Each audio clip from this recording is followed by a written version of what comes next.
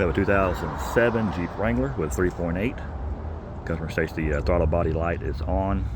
It has had a throttle body put on already, and a PCM throttle light is still on. It does have an active DTC P2112 electronic throttle control system, unable to open bank 1. It does have the 5-volt reference to the throttle body. The ground is good. I'm going to load test the throttle body positive and negative circuits and see what happens. I use a headlight bulb for load testing.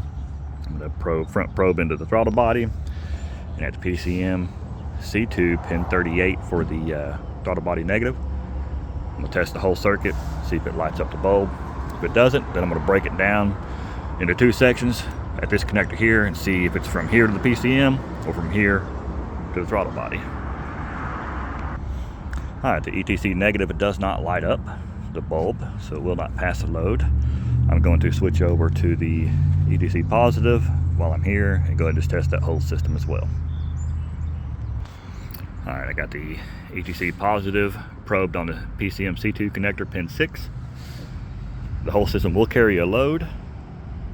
Word of advice though, when you're going to try to load test a circuit, make sure you're on the correct pins. First started doing this years ago, I have fried a few sensors and PCMs, so just keep that in mind. Okay, since the ETC negative did not pass a load test, I split the system at the C102 connector, pin 19. Got a probe there. Still got it probed at the PCM C2, pin 38, and that will carry a load. So we know that from this connector forward to the PCM that the circuits are good. Now, just for poops and giggles, I'm going to probe it here to the throttle body and verify that the issue is still on this side. Well, got the 12 volts going into the engine side of the C102, and it is passing the load test at throttle body ETC negative. So now I'm going to take these connectors apart and see if we have a loose pin or something. I'm going to plug it in and see if I can't wiggle it around and get that light bulb to light back up. Okay, got everything connected back. Tune the whole circuit again. It is not passing the load test, but when I move this connector a little bit, you can get her to light up. So there's, I believe it is on the engine computer side of the connector, but I'm going to take both of them apart just to see and verify and make sure. Okay, got one pin pulled out.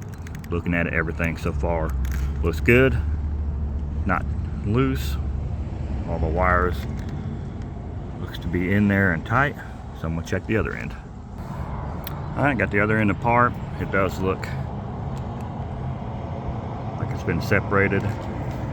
Use my test lead to test the other ones and test the pin tension on them. Feel good and tight, but this one got a lot of slack in it. I'm gonna tighten that up, put it back together, and see what happens. All right, a lot of these pins, I don't know if you can see it or not, but right here in the side, you can take a pick and go in on both sides and push those tabs down to tighten up the gap. I looked through my wire and I did not have another wire with that particular pin on there, so we're just gonna replace it, make it easier, but we'll just tighten it down, put it back together, and we're gonna see what happens. All right, it is back together. I'm load testing. Everything's passing so far. The old wiggle shake test. Shake the crap out of it like it owes you some money. And so far, it is good.